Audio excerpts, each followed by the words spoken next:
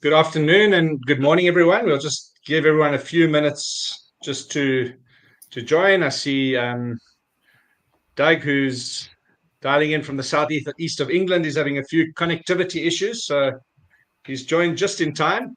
But yeah, we're delighted to have you all here today, and really excited to have Mike Finger dialing in from the other side of the Atlantic. Fortunately, he's a little bit up north, so safe from all the storms and that are rolling in over Florida. So, Mike, wonderful to have you here today, and Doug, I think, is just connected. So, Doug, welcome too. I think we really excited to have a conversation today around what I think is a really interesting topic. I think most small business owners assume that one day they can you know wake up and magically sell their business and retire off into the sunset, so to speak. And the reality is, somewhat more sobering than that. And the reality is that most small businesses never sell. So, Mike, if you wouldn't mind, just a quick introduction. I think for those of you who follow LinkedIn, you're a bit of a household celebrity already. So, if you wouldn't mind doing a quick introduction, and then Doug, if you would also, give a quick intro, and then let's get going. Thank you, Graham. It's a pleasure to be here. Briefly, my background, I've been lucky enough to own 8 small businesses in my career. I've sold 4, failed twice, and still own 2. The real turning point for me professionally was a moment, a decade into my first business. I had 50 full-time employees. I decided it was time to sell and move on to something else. And that's when I had my first moment of, what do you mean I can't sell my business? Brokers passed, said no. And that's when I found myself at a place of, what does it really mean to create a business that you can exit as a real world small business owner? And we'll get back to that real world piece, I'm sure, as this goes on. So right now I do my work under the umbrella of a business called Exit Oasis, and I work with small business owners who are interested in preparing their business for sale. Fantastic. Thanks, Mike. And yeah, wonderful to have you here. Doug, you wouldn't mind just introducing yourself to our listeners quickly? Thank you. I'm going to try that. There may be connectivity issues. Very sad. I live online all day, as you know, and I'm really struggling to hear you. I'm not sure if I'm coming across. So far, so good, Doug. If there's a problem, Mike and I will have the conversation and we'll mute you, but you're loud and clear for now. Thank you. What I'll just say for now then is it's good to be here. It's especially good to be with Mike Finger. He's definitely going to get a finger on it for us. Graham and I have been really excited to ask him all the questions this afternoon and to get the answers out of him. I've been involved in small business advisory since 1994. I gave my first How to Sell Your Business workshop for paid people, charged 75 rand, which is about £3 or $3, and that was in 1974, and I had about 50 people there. I've done a few since then, so it's been an exciting time. I've owned businesses, I've exited businesses, I've exited to jeers and with tears, and I've exited to cheers as well. So looking forward to this. Fantastic. So in today's agenda, as I said, we're going to have a conversation. I'm going to start just by showing a few stats, and then we're going to have 4 or 5 questions that we're going to have a discussion on. Some of them are quite topical and maybe a little bit controversial, but I think to start, let's just share some stats. And, let's talk USA and UK. But in the USA, there's about 35 million small businesses. But when you break that down, there's only about 6 million that have employees. So in other words, the vast majority of small businesses are one man or maybe 2 man or 1 man and a dog kind of business. Not that there's anything wrong with that, but I think, there's stats. And then when you dive below the numbers, there's always more that they reveal. And the UK, it's not too dissimilar. There's about 6 million small businesses registered in the United Kingdom, and about 1.4 million of those have employees. So that's the first thing to talk about is, when you're selling a business, what are you selling? Are you selling a job or are you selling your business? A couple of stats, and one of the beauties of BizVal is we get to see a lot of businesses from all over the world.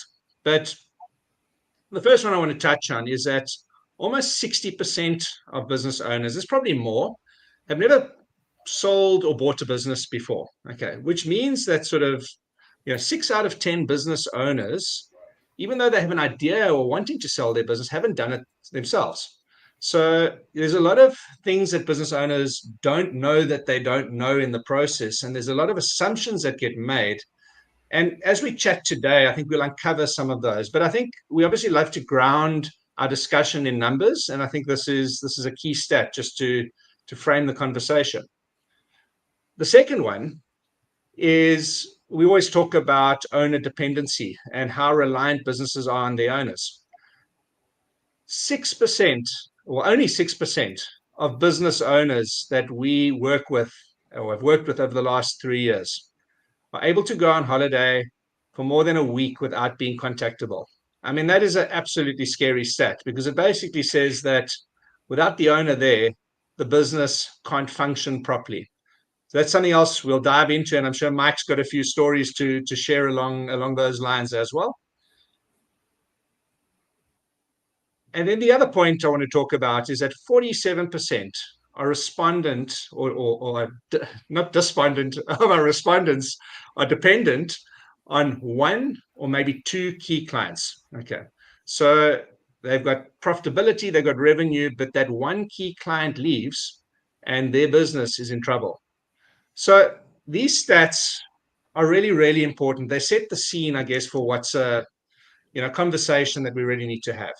So the first question, Mike, and I'm going to open the floor up to you. I think we engaged on LinkedIn a little while ago. You had a controversial post, and the gist of it was, if your business is unsellable, is it worth zero? And I'm going to ask the question directly to you. We from BizVal obviously value businesses, but there's this concept of sellability and value, and the two are sort of interlinked, but they're not one and the same thing. So, Mike, I'm going to open the floor to you and just kind of share your views and your thoughts on, sellability versus value and how those two, need to be thought of. Yeah, thanks, Graham. Here's the deal. I think sometimes we forget about the importance of recognizing who's asking the question when we look at a question like this, right? If a business is unsellable, does it mean it is worth zero? If you're talking to a small business owner, I would suggest that the answer to that question is yes. Because every small business owner I've ever interacted with, when they're talking about selling their business, they're talking about a transaction where they turn their business into significant value, right? We know that a business owner can always sell their stuff, right? If I shut down my business and I liquidate my stuff for pennies on the dollar, someone can argue and say, hey, look, your business was worth 10 grand. That is not what small business owners mean when they ask, can I sell my business? What they mean is, can I sell this as a going venture to someone else who is going to see value in the ongoing operation of this business? If an attorney or a liquidation professional is asking this question, then the answer is, well, of course, most businesses have value and most businesses can be sold. So maybe I'm parsing there, but for the small business owners asking this question, the answer is that if it's unsellable, it's not worth anything. Yeah. I mean, I think, Mike, you touched on some key points there. Is the type and the size of the business does matter over here, right? And I think the lens we look through is exactly that. This statement is in reference to, can I sell this business that I can go and do something else? So when you talk about value, you're right. You spoke about liquidators, you spoke about, sometimes you need to have a value on your business for key man insurance or buy sell insurance if you've got a partner. Right. You might need to have a value for the IRS, or the tax authorities. And I think in those instances, yes, the business has got intrinsic value, but unless somebody's prepared to pay for that, very hard to realize that value, right?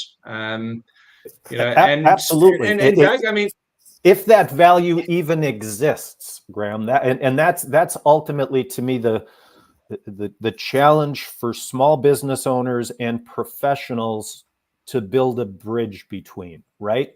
If I want to sell my business as a small business owner, what I'm genuinely looking to do is I want that $50,000 worth of stuff I have to turn into $250,000 of value because of the income that stuff generates.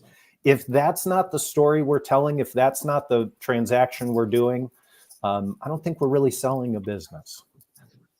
Yeah, 100%. I think it'd be quite harmful not to share this kind of harsh truth, right? Because I think, there's so many business owners who have that misconception that they can just sell their business when they want to. And when you're 65 years old or 70 years old, then wanting to sell it and you haven't prepared your business appropriately, you're in for a shock. You might not have the means to sustain your retirement, for instance. I mean, Mike, so it's not all doom and gloom. I mean, what would your advice be to a business owner if they are one of those guys, who actually they go through the process and they realize actually their business is unsellable? I mean, there are things that you can do. I mean, what would you suggest to a business owner? Where do you start when you find yourself in this position?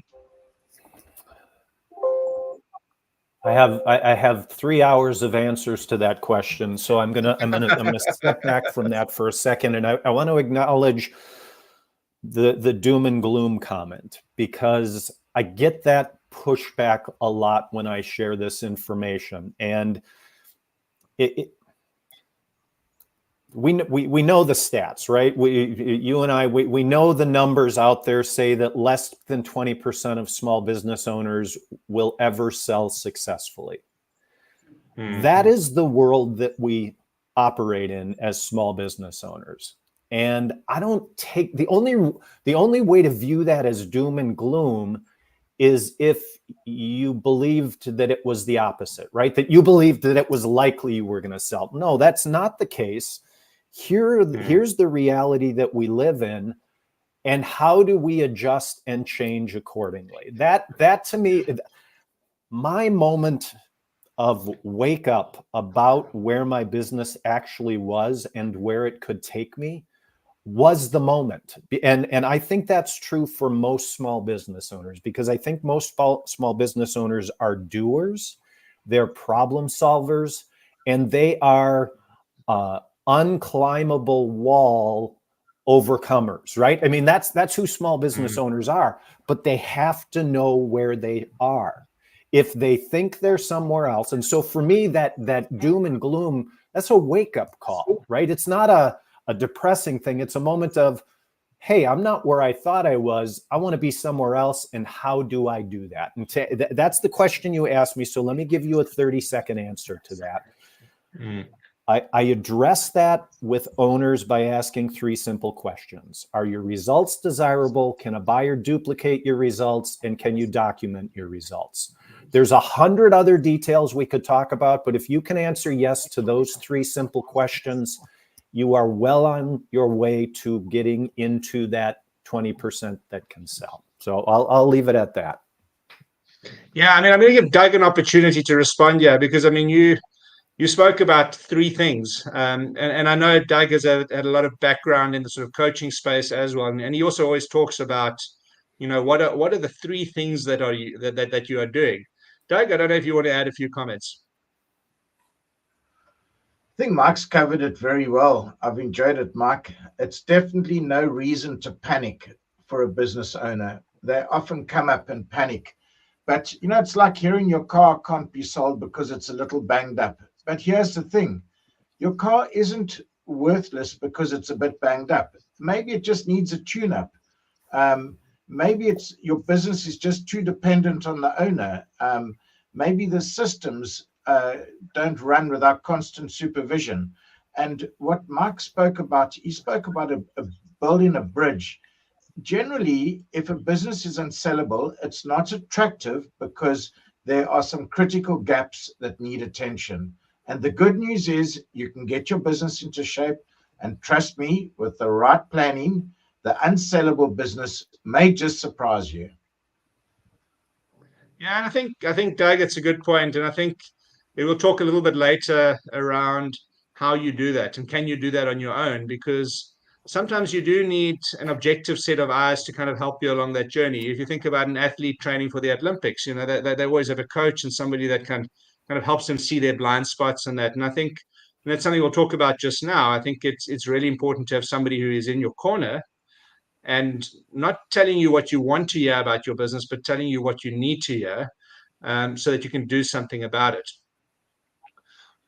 I think let's move on to the next question. And Mike, we talk about small business owners and we say that, what is a small business? So the next question is linked to that. It says, does size matter? Is it harder to sell a large business or a small business? So maybe we can start with some definitions. When we're talking small businesses, and I know we're across geographies, but I mean, largely, we're probably talking a small business is anybody turning over from, let's call it $2 million to, give or take $5 or $6 million a year. There's probably another jump in a business which is doing sort of $10 million to $20 million. And then there's maybe a step up from there. So Mike, maybe you can just kind of give your lens in terms of what you regard as a small business. And then, is it harder to sell a small business than a large business, and why? And what are some of the differences? Absolutely. Okay. So earlier you shared stats about the number of small businesses in the U.S. And where I like to carve out there is the number that 98% of small businesses in the US have less than 20 employees.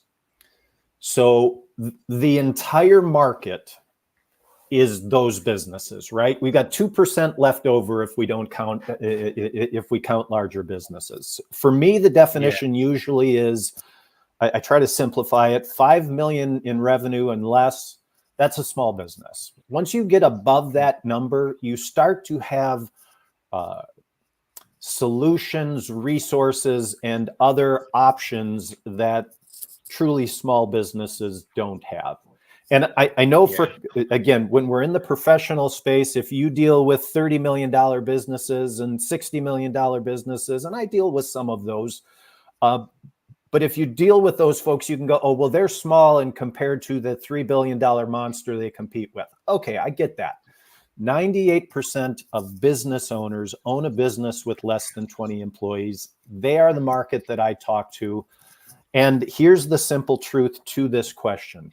It is almost always easier to sell a larger business than a smaller business. Why is that? Let's just go right to the commission. If I'm a business broker, and I'm not, but if I'm a business broker and I'm going to list a business for sale at $10 million, I'm looking at a commission somewhere in the neighborhood of $1 million. Most are in that 10% range. If I'm going to sell a business for $1 million, I'm going to do much of the same work, almost as much, if not more, and my commission is going to be a tenth of that.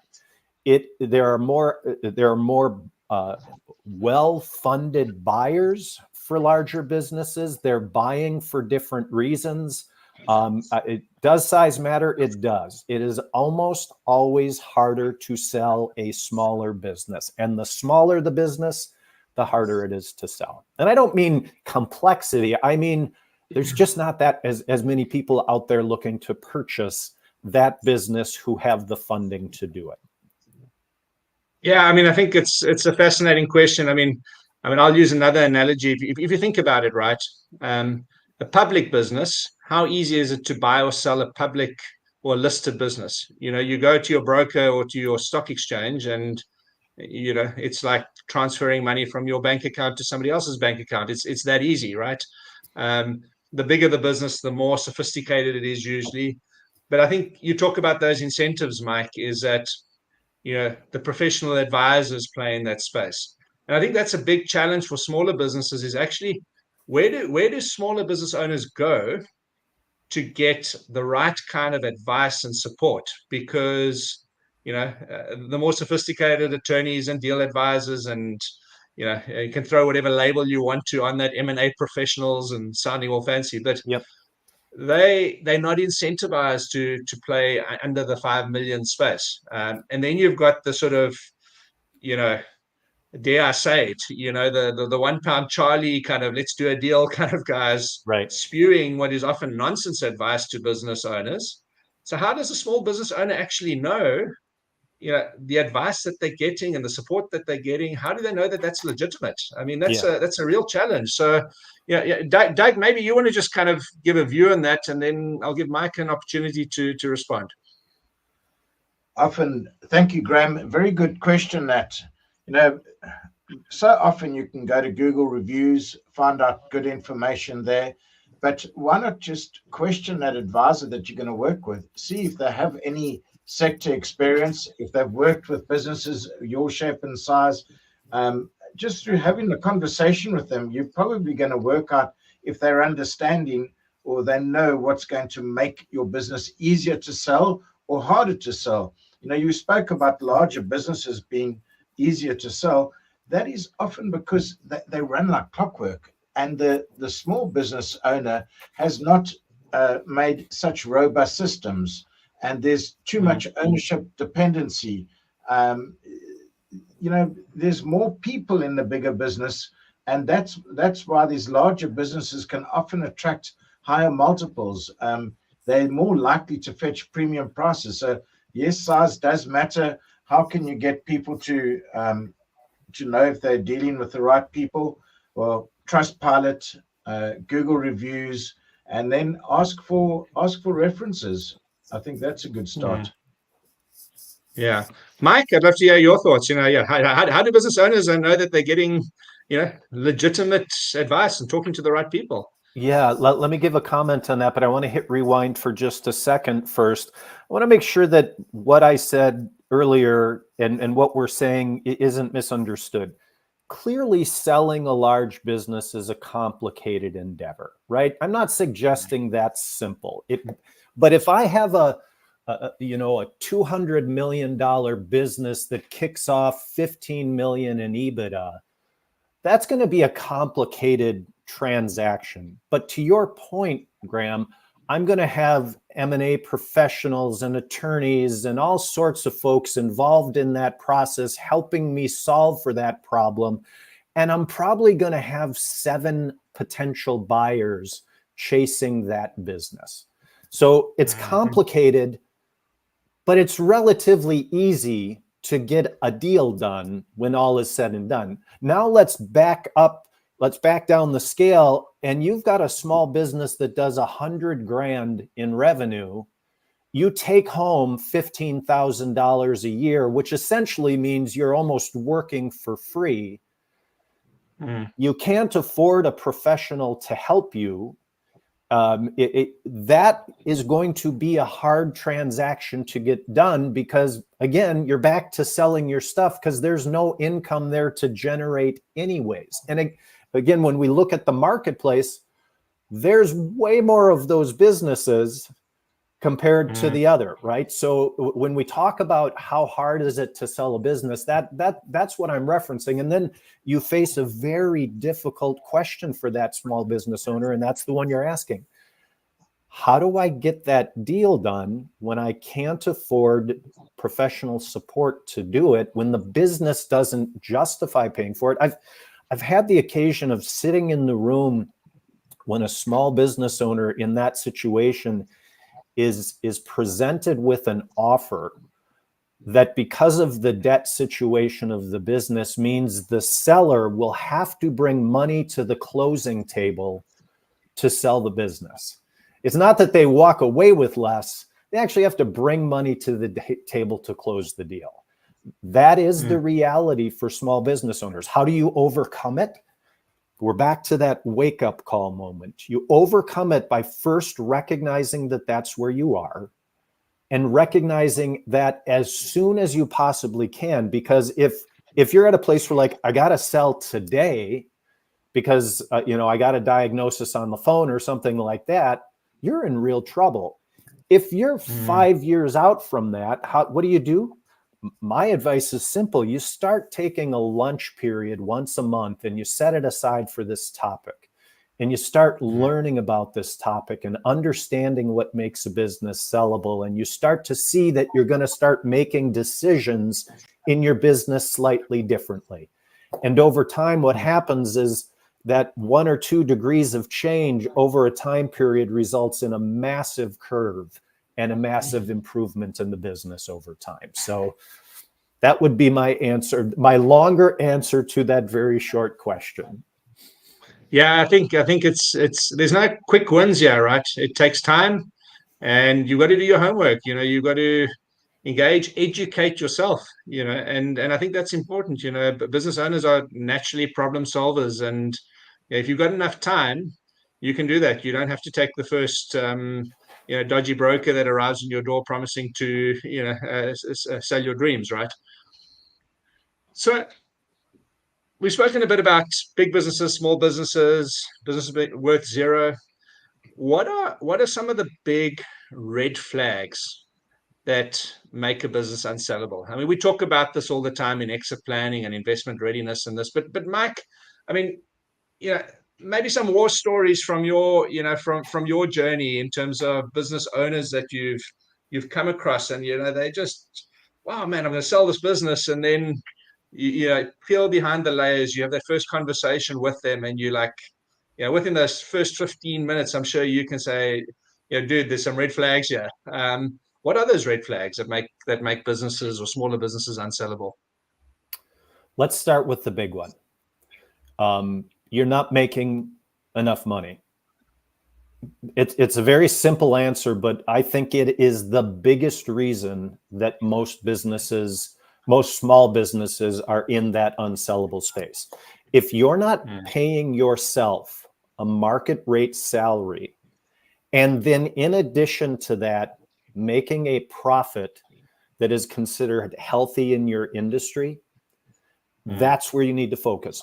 All the other stuff doesn't matter. Again, we can give you 25 good answers to this question, but if your results are not desirable, most of the rest of the stuff doesn't even get looked at, because the business ultimately buys itself. As a buyer, I am going to use the proceeds, the cash flow of the business to pay myself a living and to service the debt I incur to buy the business. If the business doesn't produce enough cash for me to afford to do that, I can't buy your business. Are you making enough money? Start there. Fantastic. And everything flows from there, right? Anything else? I mean, what about the psychology of the business owner? If you talk to a business owner who is completely naive or over optimistic, I mean, is that a red flag? Beyond the business itself. I mean, is that something that would make you walk away from a potential client if the business owner doesn't have the right mindset, for instance? Potentially, certainly, and I Graham, you're absolutely right. And again, we could talk about 20 different things, but I could tell you a half dozen stories right now about small business owners that were, I think the official term that my daughter uses is cuckoo bananas. And because the business made money, buyers were willing to figure out how to navigate around their cuckoo bananas behavior to try to buy that business. Flip that. You have a very reasonable owner that is well educated, but their business doesn't make any money. We got no chance. That's a great point. I mean, cut to the chase. We talk about simplifying. Does your business make money? I mean, that's the bottom line. Doug, anything from your side? I mean, any war stories or red flags that you've come across? I mean, Mike's covered the big one, but anything you want to add? Let's just think about it, Graham. Buyers don't want to buy a job. They want a business that runs without them. They want clean, transparent numbers that show a healthy, sustainable business. They don't want messy financials. the buyers need processes they can follow in the business. They don't want a guessing game. They're also running away from businesses where there's customer concentration. If a business relies too heavily on one or two big customers, buyers are going to see more red flags. Losing one of them could sink the whole business. Also, a sunset or a sunrise industry can make a difference. If the market's shrinking or the business model is outdated, that's like trying to sell a rotary telephone in a smartphone time period. That's a tough sale. So I think some of our listeners don't even know what a rotary telephone is, Doug. You're giving away your age there. That's easy. Yeah. So the good news is these red flags make buyers nervous, but most of them can be fixed. Just give yourself enough time and get a good professional on your side. Yeah, so I mean that's the next question: is what practical steps? I mean, where do you start when you talk to a business owner? What are the practical things? And Mike, I'm sure you've got 3 things that you're going to tell a business owner to do. What are the 3 practical things that you would advise any business owner to start with, other than making more money? But that's obviously an outcome. The first step, practical advice, is recognizing that this isn't going to happen accidentally. You are going to have to spend focused, concentrated time on considering the sellability of your business and evolving your business to be able to make a successful exit. So the sooner you can start doing that, the better. And again, I'm not talking about 20 hours a week. I'm talking about an hour a week. How do we start evolving and looking at this? Can you recognize that this is going to happen because you made focused effort to do it? Again, most of us, my least favorite phrase that small business owners use is, I will get my business ready for sale when I'm ready to sell it. I love that. Yeah. Not recognizing that by the time you are ready to sell it, it's usually too late. By that point, it's, like I said, it's so few business owners sell as the result of a well-planned 5-year exit plan. What happens is, to most of us, myself included, is I woke up one morning and I see a crispy piece of toast looking back at me in the mirror, or they get a diagnosis on the phone, or they find another opportunity across country that they want to pursue, but they can't because we got to recognize that this needs to be part of our ongoing ownership of that business if we want to be able to sell it. If I can jump in there, please, Mike, for a second. I mean, I think part of the challenge is, as Stephen Covey said, I mean, he had his quadrant where he talks about the sort of, it's important but not urgent. Right. And often, getting your business ready and getting started and recognizing it's important, but it's not urgent, so it never gets done. And as you say, recognizing that and trying to spend sufficient time in that quadrant of thinking to make sure that you get it done. I mean, I guess the other analogy is, you got to get started with it, right? If you want to get fit, you can't think yourself fit. You've got to start eating properly. You've got to start walking around the block in the morning or whatever you're going to do. And over a period of time, you'll get there. So, I think what you're talking about in business is that principle. It's no different getting your business ready for sale. Graham, that's the first point, right? That's it exactly. What is the eat, write, and exercise of selling your business, right? Because that's what gives the owner the power and ability to start to change their future. Yeah. So what's the second thing? Okay, so the first thing is actually, thinking right, and then I interrupted you. So no, it's spending time. And again, this is where I go back to those core questions, right? Are your results desirable? Can a buyer duplicate your results? Can you document your results? What does it mean to have desirable results? We talked about that. Make more money. What does it mean that a buyer can duplicate your results? Doug and Graham, you both referred to this earlier. Can I take a vacation? Am I the business? Am I replaceable? If I'm not, doesn't matter. And so it's that evolution away from being the answer person and always doing and being the key to encouraging others to take a stronger role in the business. So to me, it's those three key questions and landing on that simple approach to changing the business. We're not going to make it perfect. You're not going to make the business perfect. That's not the goal. The goal is to be able to meet your buyer's basic expectations and needs for what it means to be able to buy a business. Maybe absolutely. And I think, sorry, Doug, go for it.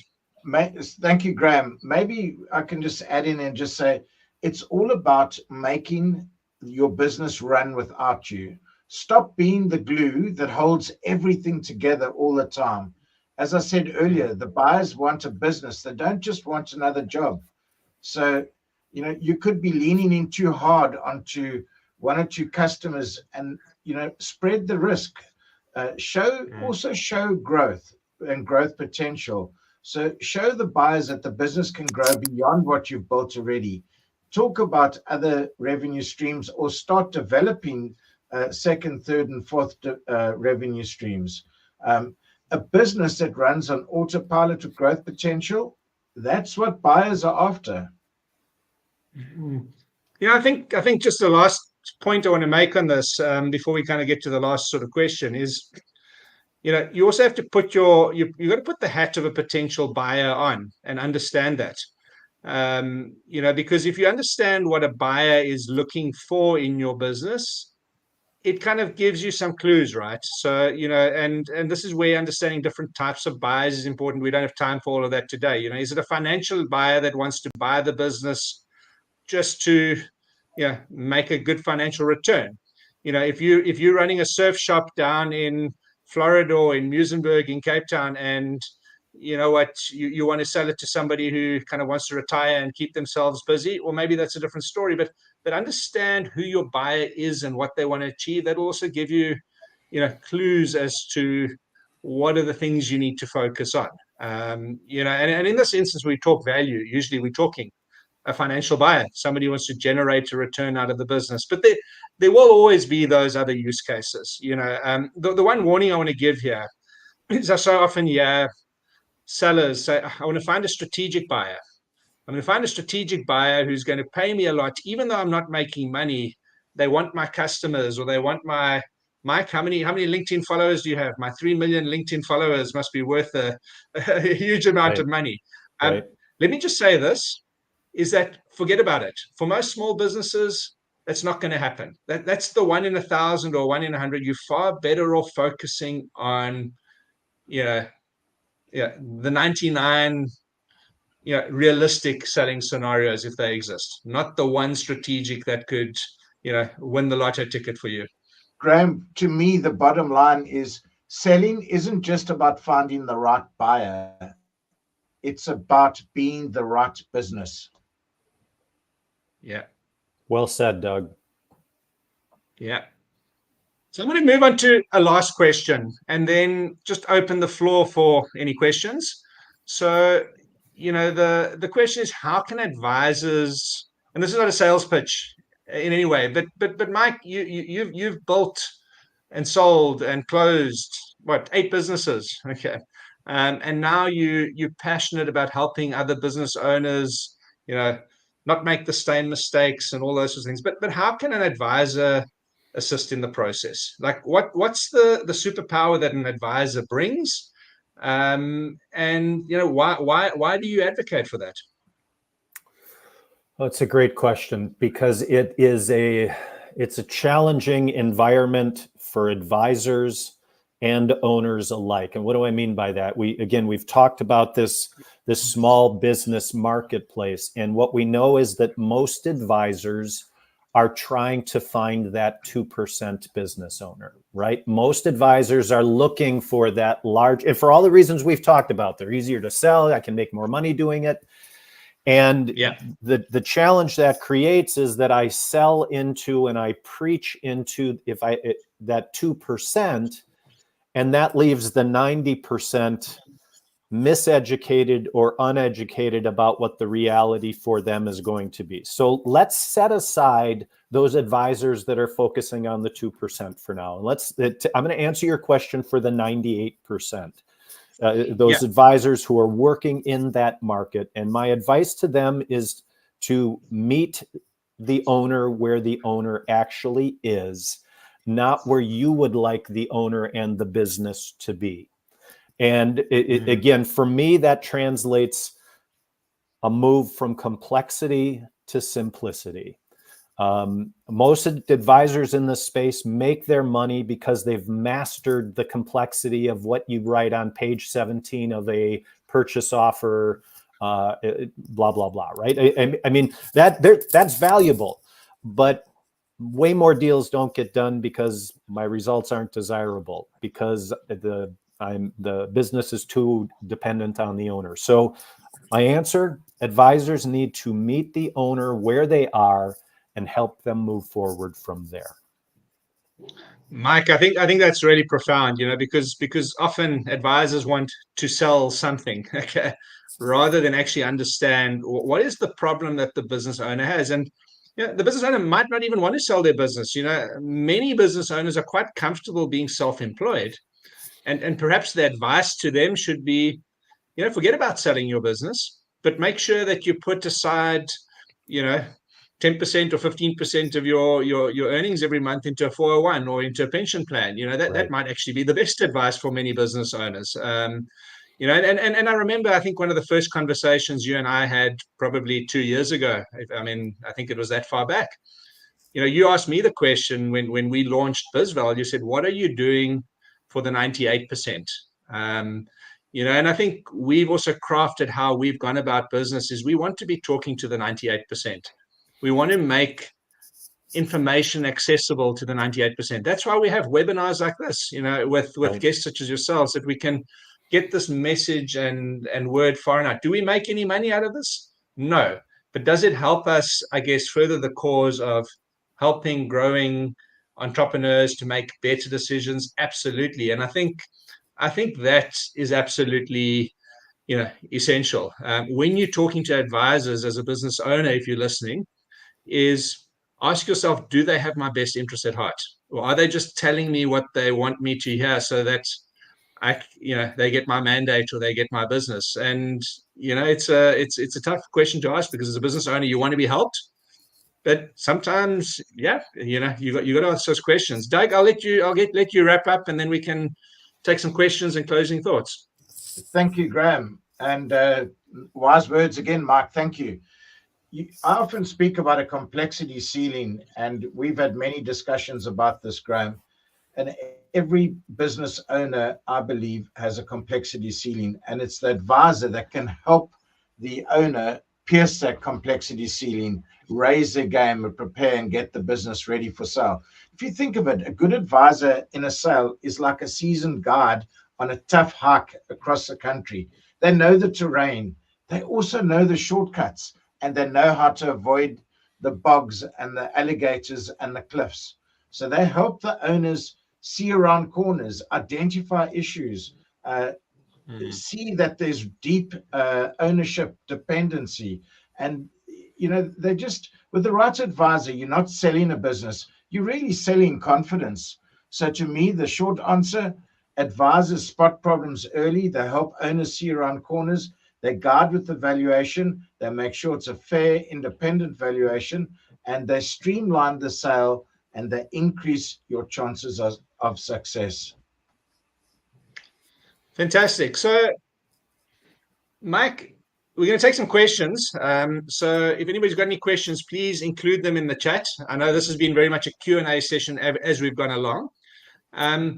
But any closing thoughts from your side, Mike, before we, open the floor? Again, I'm gonna stick to the simple. Owners, stop waiting. Start now, and start engaging this topic before you need to. You need to be ready before your business needs to be ready before you are. And again, the biggest mistake we make is we wait on this as small business owners. So that's where I'll go. Stop waiting. Fantastic. Okay, so there's a question that's come in from Graham, and his question is, how important is it to identify the type of buyer in planning the steps towards creating value? If the aim is a buyer is a competitor business, then aiming is towards a sale, whereas a new owner is looking for a net return. Small business owners avoid creating profits towards a higher value, as the tax costs are often not understood as increasing the business value. So I think there's a few questions in there, and maybe we should break them down. I think the first one is, how important is it to identify, if you want to sell your business, how important is it to identify the right type of buyer? And then I think the second question is, perhaps dealing with, how do you think about tax planning and how, tax structuring and that to maximize value? And does it matter? So Mike, maybe take a stab at that. Yeah. Two quick answers. First, to the first part, I think your goal as a small business owner is to try to target as big of a buyer pool as you possibly can. I see a lot of content out there where you get a buyer on a podcast talking about the very specific type of business that they're looking to buy. And I think it can be tempting for sellers to go, oh, I want to be that kind of business. I think what you want to do as a buyer, as a seller, as an owner, is to create a business that's going to be attractive to the largest pool as possible, because that specialty buyer isn't going to come and say, oh, well, you make too much money. I was really looking to buy you for the intellectual property, right? That profit's going to be a good thing. The second part of the question, I'll just answer it this way. No one is ever going to say to you as an owner, I want to buy your business because you've paid so little in taxes. That is not a motivation for a buyer. So make money, pay your taxes, sell your business. Mike, I can't echo that enough. I come across this so often. It's two things related to that. Is the tail wagging the dog, right? When it comes to creating a valuable business, paying taxes is a good thing. The more taxes you're paying, provided you're not, you're optimizing that, but forget about trying to avoid minimizing taxes. It's the wrong lens to look through. It doesn't get you very far at the end of the day. And I've often seen clients where they've taken really bad tax advice to kind of minimize their short-term cash flow when it comes to tax, which ends up compromising a sale.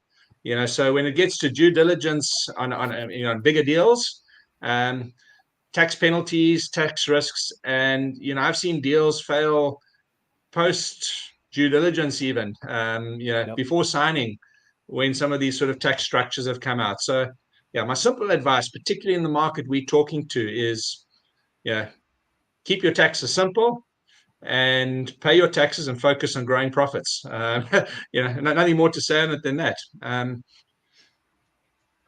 thinking there's a couple of other questions.